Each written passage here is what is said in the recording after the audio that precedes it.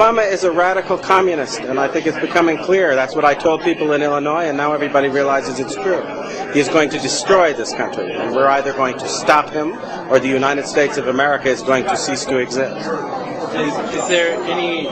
Do you still hold regrets against not having long enough time to debate against President Obama? I don't have any regrets. I went into Illinois. People told me at the time I didn't stand much of a chance of winning. The idea was to bear a true witness. The man is an abomination. He is someone who has actually advocated infanticide, that when babies are the target of abortion, if they happen to escape the abortionist's intention and are born alive, he actually supported the idea that those babies should be set aside to die.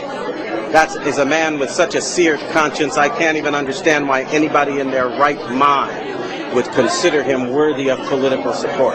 That's a violation of conscience that is inconceivable. And even some of the most hardline pro-abortion people in America rejected that abomination, and he did not.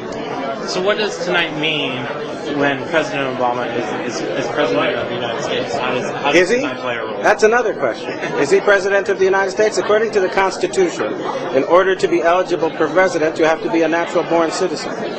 He has refused to provide proof that he is, in fact, a natural-born citizen. And his Kenyan relations say that he was born in Nairobi at a time when his mother was too young to transmit U.S. citizenship. So I'm not even sure he's President of the United States. No, that's not a laughing matter. Neither are many of our military people now who are going to court to ask the question, do we have to obey a man who is not qualified under the Constitution?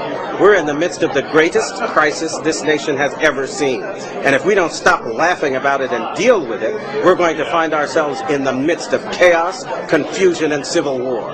It's time we started acting like grown-ups.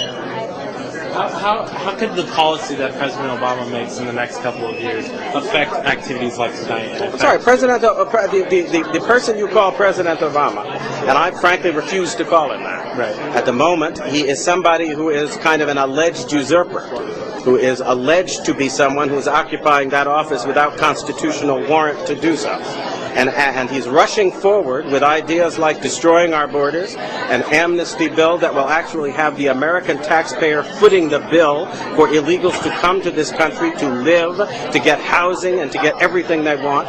He is also somebody who has just announced a program that would essentially destroy the validity of existing mortgages and encourage everybody in the country to stop paying their mortgage because the government is going to pay it instead. This is insanity. It's as if we have put insane children and adolescents in charge of our government. And I think we need to ask simple questions. A couple of years ago, we were arguing over every penny in the United States budget, and it was quite clear we didn't have enough money to go around.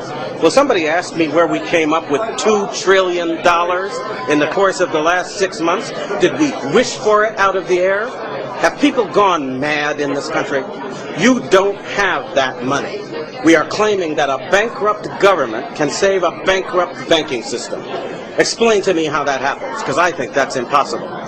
And the fact that we have just elected an individual who may or may not be qualified, and he presents silly ideas like this and says, let's move forward now, and we're all acting like the laws of economics have been repealed, and we can actually afford to foot the bill with money nobody's got. This is insane. It's got to lead to the collapse of our economy, and it's going to.